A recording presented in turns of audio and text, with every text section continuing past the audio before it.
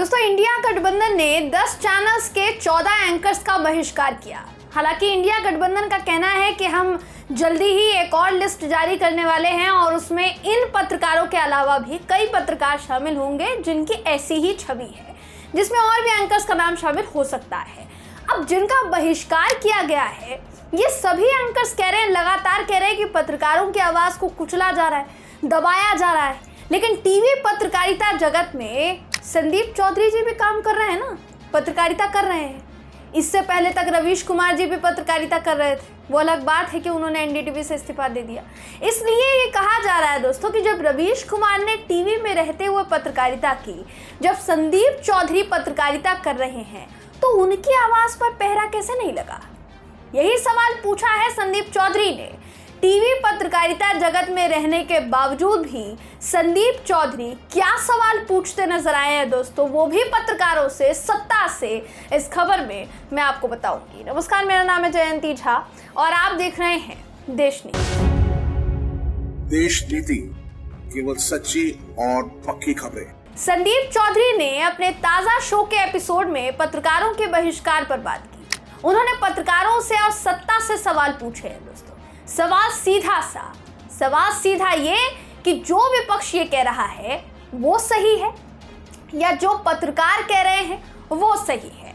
बीते दिनों जब इंडिया गठबंधन की तरफ से फैसला सामने आया दोस्तों, उस समय ये बात भी निकलकर सामने आने लगी और सत्ता के गलियारों में बात कौनने लगी कि एबीपी न्यूज़ ने जब से संदीप चौधरी को हायर किया है, जब से वो एबीपी का चेहरा बने हैं, जब से उन्होंने सवाल पूछना शुरू किया है, तभी से बीजेपी ने संदीप चौधरी के शो का बॉयकॉट करना शुरू कर दिया।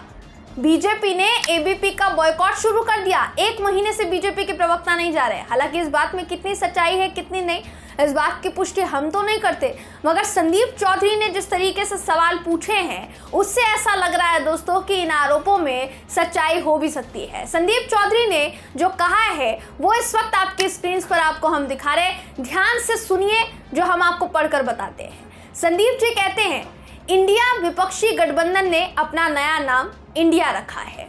इंडिया ने 14 एंकर्स का बहिष्कार करने का ऐलान किया है और उसके बाद बवाल मच गया है कि विपक्ष तानाशाही रुख अख्तियार कर रहा है, पत्रकारों को दबाने की, उनकी आवाज़ को कुचलने की कोशिश की जा रही है, इमरजेंसी की भी याद दिलाई जा रही है।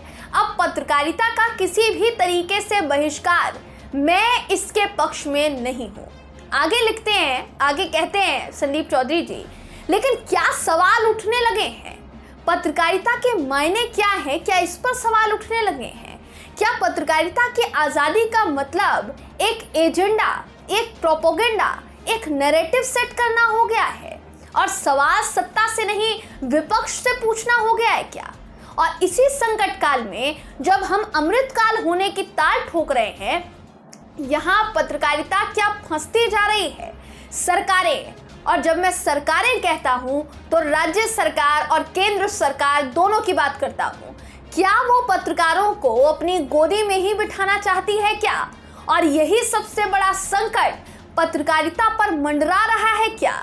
ये तमाम सवाल पूछे हैं संदीप चौधरी ने।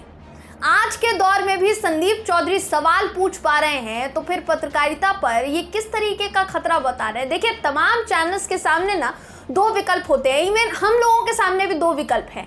पहला विकल्प ये कि चुपचाप सत्ता के हाँ में हाँ मिलाते रहिए आप, और दूसरा ये होता है कि जहां सत्ता गलत हो उनसे सवाल पूछा जाए और जहां ना हो वहां उनके काम की सराहना की जाए, ताकि आगे चलकर और अच्छे काम हो, ताकि आगे चलकर देश और तरक्की करे। यही पत्रकारिता के असल मायने हैं, यही पत्रकारिता का असल मतलब है। लेकिन अभी के दौर में इसको क्या बना दिया गया है? अभी आप इस बात को उदाहरण के तौर पर समझिए। जब से 14 एंकर्स के बहिष्कार की बात सामने आई है, भारतीय जनता पार्टी मोर्चा खोलकर खड़ी हो गई है कि इमरजेंसी जैसी स्थिति है, ये कहीं ना कहीं माइक पर प्रहार है, ये कहीं ना कहीं कलम पर प्रहार है, ये पत्रकारों की आवाज़ पर प्रहार है, ये पत्रकारों की आवाज़ को दबाने की कोशिश है। आपको अपना उदाहरण देते हैं दोस्तों। जब हम लोग पत्रकारिता करते हैं, हम आप तक खबरें पहुंचाते हैं, तो हमें भी 10 तरीके की चीज़ों को सोचना पड़ता है, 10 तरह के पहलुओं को सोचना पड़ता है कि कहीं कुछ ऐसा शब्द मुंह से ना निकल जाए जो कि उस चीज़ में बाधा बने, जहां हम आप तक खबर ना पहुंचाए बाद में, या हमें निशाना बनाया जाने लगे, तो हम बहुत सोच समझकर, बहुत देख परख कर खबरें आप तक लाने की कोशिश करते हैं। लेकिन इसका मतलब ये नहीं है कि सवाल पूछना बंद कर देते हैं, सबसे सवाल करते हैं। अगर राजस्थान में कुछ गलत हुआ है तो राजस्थान की कांग्रेस सरकार से भी सवाल करते हैं, और अगर मध्य प्रदेश में कुछ गलत हुआ है लड़कियों के साथ तो मध्य प्रदेश की शिवराज सरकार से भी सवाल करते हैं, क्योंकि पत्रकार का काम सवाल करना है।